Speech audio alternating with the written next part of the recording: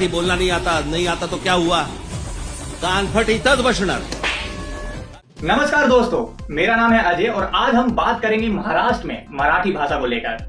जिस तरह आए कुछ दिनों से महाराष्ट्र में मराठी भाषा न बोलने पर आए दिन आप लोग सोशल मीडिया पे देखते हैं कि किस तरह एमएनएस के नेता चलते फिरते किसी को भी अगर आपको मराठी भाषा नहीं आती है तो आपको थप्पड़ जड़ दिया जाएगा. ये मैं नहीं बोल रहा, ये उनकी वीडियो बोलती है. जो उनके कार्यकर्ता घूमते हैं बाकायदा एक वीडियो बनाते हैं और कहते हैं कि मराठी बोलो, अगर महाराष्ट्र में रहना है तो मराठी बोलनी पड़ेगी. दोस्तों, अभी हाल फिलहाल में आप लोगों ने देखा होगा कि किस तरह महाराष्ट्र में कुछ एमएनएस के नेता वहां पे रैली निकल रही थी और मिठाई के दुकान पे कुछ कार्यकर्ता उनके जाते हैं और वहां पे एक व्यक्ति होता है, मारवाड़ी का रहने वाला होता है, उसकी एक मिठाई की शॉप होती है जहां पे वो एमएनएस के नेता जाते हैं. वहां पे कुछ उनकी बात विवाद होती है. इसी दौरान उनके एमएनएस के नेता द्वारा एक वीडियो शूट किया जाता है और कहता है कि महाराष्ट्र में रहता है तो मराठी बोलनी पड़ेगी और हाथापाई भी होती है, थप्पड़ भी जड़ा जाता है. तो इसको देखते हुए आज वहां के जितने भी व्यापारी थे उन्होंने बंद का ऐलान किया और आज प्रोटेस्ट पे उतरे हैं.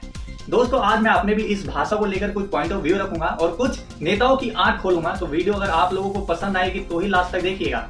ये मैं थोड़ा कुछ इतने हार्ड वर्ड भी बोलूंगा, शायद वो उन लोगों को थोड़ा सा दिल में भी चुभेगा तो कोई दिक्कत नहीं. अगर आप लोग मेरी वीडियो देख रहे हैं तो अभी यहाँ से स्किप करके आगे बढ़ सकते हैं क्योंकि आज कुछ नेताओं के आंख खोलने वाला हूँ. तो दोस्तों, बात करते हैं महाराष्ट्र में मराठी भाषा को लेकर. देखो, ये कोई नया मुद्दा नहीं है. जब इलेक्शन आता है महाराष्ट्र में तो ये मराठी भाषा को लेकर काफी ज्यादा अग्रेसिव हो जाते हैं, काफी ज्यादा उनके कार्यकर्ता एक्टिव हो जाते हैं. खासकर एमएनएस के नेता यानी महाराष्ट्र नव निर्माण सेवा वाले.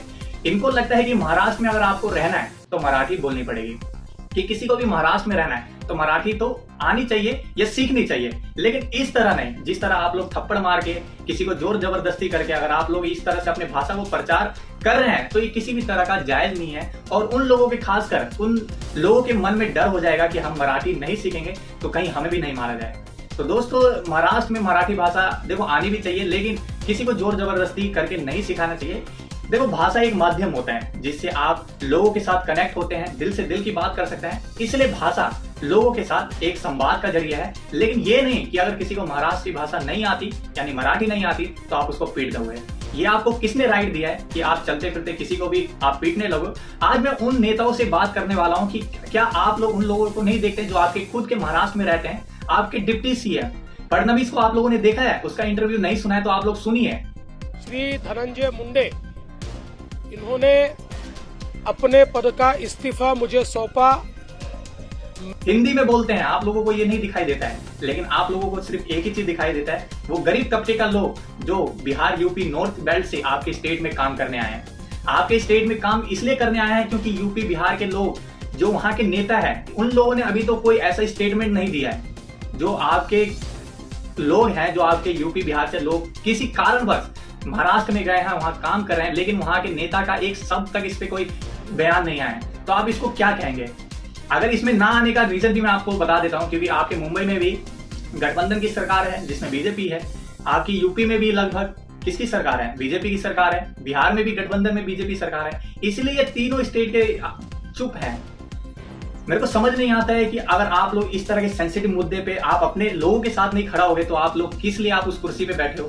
ये आपके वहां के लोग जाने क्यों आप लोग इस तरह के नेताओं को वोट देते हैं जो आपके लिए एक शब्द नहीं बोल पा रहे हैं. क्या आप लोगों ने गुनाह किया है वहां पे जाके काम कर. आज आपके सामने ये मजबूरी आ गई है कि आप लोगों को पलायन करना पड़ रहा है, अपने गांव से अपने राज्य से पलायन करना पड़ रहा है. और पलायन करने का मोस्ट ऑफ द रीजन क्या हो गया, आपके नेता जो आपके सपोर्ट में नहीं उतर रहे, आपके सपोर्ट में नहीं बोल रहे हैं. चाहे आपका तेजस्वी हो, तेज प्रताप हो, लालू हो, कितने भी नाम ले लो वो कम पड़ेंगे. एक भी सिंगल स्टेटमेंट बिहार की तरफ से नहीं आया कि हमारे लोगों को क्यों पीटा जा रहा है. न यूपी से कोई ऐसा स्टेटमेंट आया है कि हमारे लोग जो वहां आपके स्टेट में काम करने गए हैं आप उसको किस हक से पीट रहे हैं, भाषा के आधार पे या आपके यहाँ पे काम करने आए हैं इसके आधार पे. यहाँ तक तो मैंने कई ऐसी वीडियो देखी हैं, कई लेडीज फोन पे सोशल मीडिया पे वीडियो डाली है कि यूपी बिहार के लोग को काम नहीं मिलता है क्या बिहार में, जो महाराष्ट्र में काम करने आ जाते हैं, गरीब भिखारी, इस तरह के वर्ड सुनने को मिल रहे हैं. तो क्या आप लोगों का खून नहीं खुलता है क्या, जो यूपी बिहार के नेता है उन लोगों का खून नहीं खुलता है क्या कि आप लोगों के बारे में इस तरह की बातें बोली जा रही है, इस तरह की हाथापाई हो रही है, उनको पीटा जा रहा है, मारा जा रहा है, आप लोग इस पे एक शब्द नहीं बोल पा रहे. तो ये आप लोगों का कौन सा चरित्र है. ये वो चरित्र है जो आप वोट मांगने उनके घर पहुंच जाते हैं, पैर हाथ जोड़ने लगते हैं, लेकिन आपके लोगों को जब पीटा जाए तो आप मौन रहते हैं, आप चुप रहते हैं, एक शब्द नहीं बोलते हैं. मैं एक बार महाराष्ट्र के उन जनताओं से पूछना चाहता हूं, जब आपके यहाँ मोदी जी आते हैं भाषण देने तो मोदी जी को भी बोलिए ना कि हिंदी में ना बोल के महाराष्ट्र में आए तो मराठी बोलिए, मराठी में आप अपना भाषण दीजिए ना, क्योंकि आप नहीं बोलेंगे। बोलिए ना वो आपके डिप्टी सीएम फडणवीस को कि हिंदी में बोले, तो मराठी में बोले। क्यों वो हिंदी में इंटरव्यू देते हैं, क्यों जो प्रवक्ता है जो वहाँ पे आते हैं रिपोर्टर, क्यों हिंदी में बोलते हैं, उनको भी बोलिए। लेकिन आप लोग नहीं बोलेंगे, सिर्फ आप लोगों को गरीब को टॉर्चर करना है, राजनीति करनी है, आपको राजनीति रोटी सेकनी है, कुर्सी के लिए सब जद्दोजहद हो रहा है। मैं सभी महाराष्ट्र के उन लोगों को नहीं बोल रहा हूँ, कुछ खास वर्ग के लोग हैं जो इस तरह की चीजें कर रहे हैं। इससे क्या होगा, पहले तो हम धर्म में बटे, अब हम भाषा के आधार में बटेंगे। तो आप वही एक मुहावरा है कि बटेंगे तो कटेंगे, भाषा में आप बट रहे हैं। अभी देख लो कि आपके महाराष्ट्र में जो राजस्थान के लोग हैं वो पूरी तरह से प्रोटेस्ट में उतर चुके हैं, जो कि मारवाड़ के लोग हैं, जिसको भी हाल फिलहाल में पीटा गया। तो इससे क्या आपकी महाराष्ट्र की भाषा यानी मराठी को क्या उच्च दर्जा का माना जाएगा? लोगों की नजर में आप भले ही आप अच्छे दिखे, लेकिन जिस तरह से आपका ये व्यवहार है आपकी भाषा को लेकर, ये बिल्कुल भी सहनीय नहीं है और किसी को भी अच्छा नहीं लगेगा। आप किसी को प्यार से बोलिए तो आपको बेझिझक अपना दिल निकाल के दे देगा आपके प्रति। लेकिन अगर आप इस तरह की हाथापाई करेंगे, किसी को पीटेंगे, जबरदस्ती बोलेंगे कि आप महाराष्ट्र में रह रहे हैं तो मराठी बोलिए, ये तो जोर जबरदस्ती हो गया। तो इस तरह से किसी भी भाषा को नहीं सिखाया जाता। भाषा एक माध्यम है आपको मुझे कनेक्ट करने का। लेकिन देखो, अगर मैं सरकारी कुछ कर्मचारी की बात करूं कि जिनका काम ही सरकार के कामों को करना है, उनका हर बार कहीं ना कहीं ट्रांसफर हो जाता है, कभी बिहार, छत्तीसगढ़, राजस्थान, मध्य प्रदेश। तो एक इंसान कितनी भाषा सीखेगा? अभी हमने हाल फिलहाल में मैंने एक वीडियो भी बनाई थी कि किस तरह जो बाहर के लोग आके आपकी स्टेट में काम करते हैं, फिर यहाँ से किसी और स्टेट में चले जाते हैं, तो आप उसको जबरदस्ती आप बोलते हैं कि महाराष्ट्र में हो तो मराठी बोलो। अगर भाई वो 2-3 महीने के लिए ट्रांसफर होकर किसी बैंक में आता है, किसी के दफ्तर में आता है, सरकारी काम करने आता है, तो वो कैसे सीख लेगा 1-2 महीने में? हर भाषा को सीखने के लिए एक समय चाहिए, एक टाइम चाहिए, जिस टाइम के बाद ही एक इंसान उस भाषा को समझ पाता है, सीख पाता है। लेकिन आप लोगों को तो राजनीति रोटी सेकनी है, बस यही है। तो अगर आप लोगों में इतना क्षमता है तो बॉलीवुड के बहुत बड़े बड़े कलाकार हैं, शाहरुख खान, सलमान खान, ऋतिक रोशन, ऐसे बड़े तमाम एक्टर हैं, आप जाइए जरा उन पे एक बार जोर आजमाइए कि आप बोलिए। मुंबई में रहते हैं ना, तो मराठी बोलिए ना, क्यों हिंदी में इंटरव्यू देते हैं, क्यों इंग्लिश में देते हैं? इंग्लिश में बोले तो फूल और हिंदी में बोले तो फूल, यही ना आप लोग दर्शाना चाहते हैं। तो ये वही लोग हैं जो हमें पहले धर्म के आधार पे बांटा, फिर भाषा के आधार पे बांटने की तैयारी चल रही है।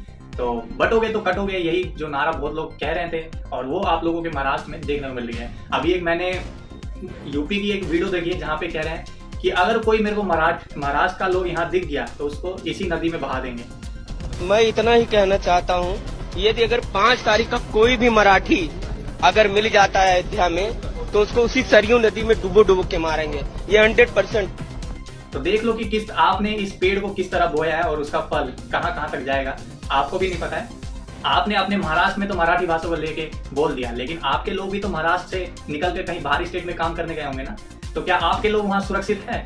मैं आप लोगों से पूछना चाह रहा हूँ, जो आपके महाराष्ट्र के लोग हैं, आपके भी तो महाराष्ट्र से निकल के कोई नॉर्थर्न बेल्ट में, आपका यूपी, बिहार, झारखंड, ऐसे कई स्टेट में तो काम करने गए होंगे ना, तो आपके महाराष्ट्र का गुस्सा वहां पे भी उतर सकता है।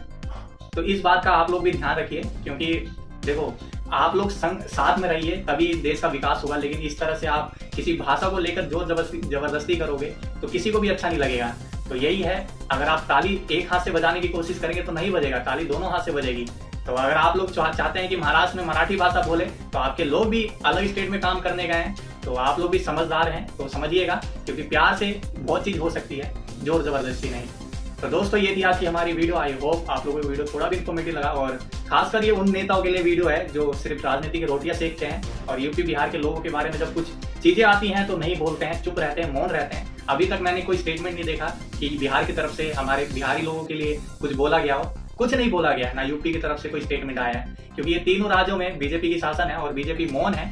और एक बीजेपी जहां बोलती है कि हम हिंदुओं के लिए काम कर रहे हैं, लेकिन आपके हिंदू ही खतरे में, हिंदी बोलने पे इतना ज्यादा पीटा जा रहा है, तो कहाँ हिंदू सुरक्षित है? तो दोस्तों, बाकी ये वीडियो अच्छी लगे तो दोस्तों में शेयर कीजिएगा। तो मिलते किसी नेक्स्ट वीडियो में, तो बड़ों का सम्मान कीजिए, छोटों को प्यार दीजिए और मेरी वीडियो देखते रहा करें। टेक केयर, बाय बाय, जय हिंद।